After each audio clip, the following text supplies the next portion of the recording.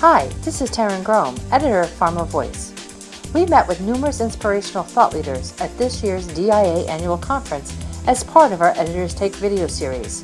I hope you enjoyed this discussion. In this episode, Taryn meets with Scott Gray, Chief Executive Officer, Clincierge. Scott, welcome to Chicago and DIA 2017. Thank you, Taryn. Happy to be here, very happy. Scott, why is recruiting a diverse patient base in clinical trials important, and what are the potential barriers to such diversity?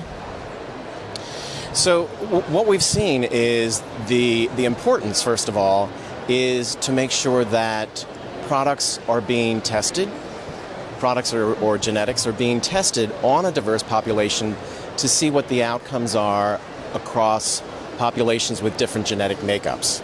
And even the FDA is very concerned about research being centralized among us fat white guys and think that the population needs to be more diverse so that we know the effect of medications and genetics.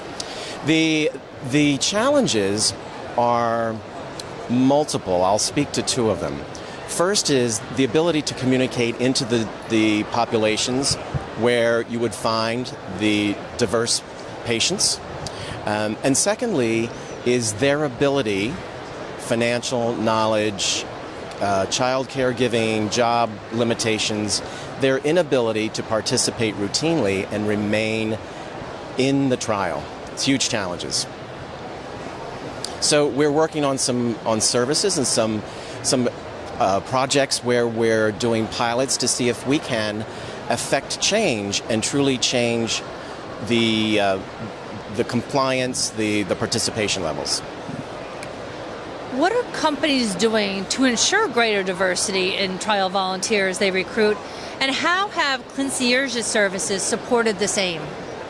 Well, an example of a project that we're hoping to pilot would be the simple matter of getting into an urban neighborhood or urban areas where we have, in this example, pediatric diabetes, where the parents who may be single parents with multiple children, job limitations, caregiving limitations, the simple routine of sending a car service for them to pick them up, take them to the treatment center, and then return them home, we feel we can shift the tide and get more patients enrolled and keep them enrolled.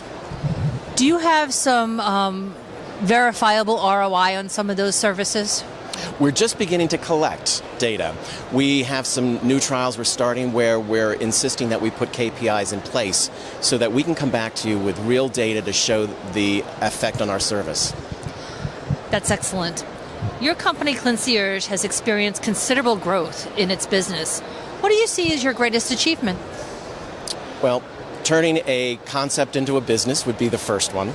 The second will be a study that was stalled for over 2 years because the sponsor could not figure out how to get past the barrier of patients who needed to be moved from one country or two different countries, China and India, to the Center of Excellence in Germany where they could receive treatment. And this was a long-term stay requirement where the minimum stay was 5 months, patient and multiple family members. The limitation is that visiting visas only last for 3 months. And the restriction is the family needed to come with a general health care policy that covered all of their health needs should there become an issue. We worked with some brokers and sourced a company where we were able to create a healthcare policy that covered the families, and we got them into the trial in Germany for their 5-month stints. So in the bottom line, we helped a trial move ahead that was previously stalled. Congratulations, and I'm sure the families and the patients were very grateful. Thank you. Definitely. What do you see as the biggest opportunity for the company going forward?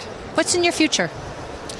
So in our future, in the near term, we're developing a technology that will help us operate more efficiently and effectively, giving our stakeholders and clients direct access to all the status information on where a patient is in their process, again, completely de-identified, so that we're maintaining all the confidentiality requirements.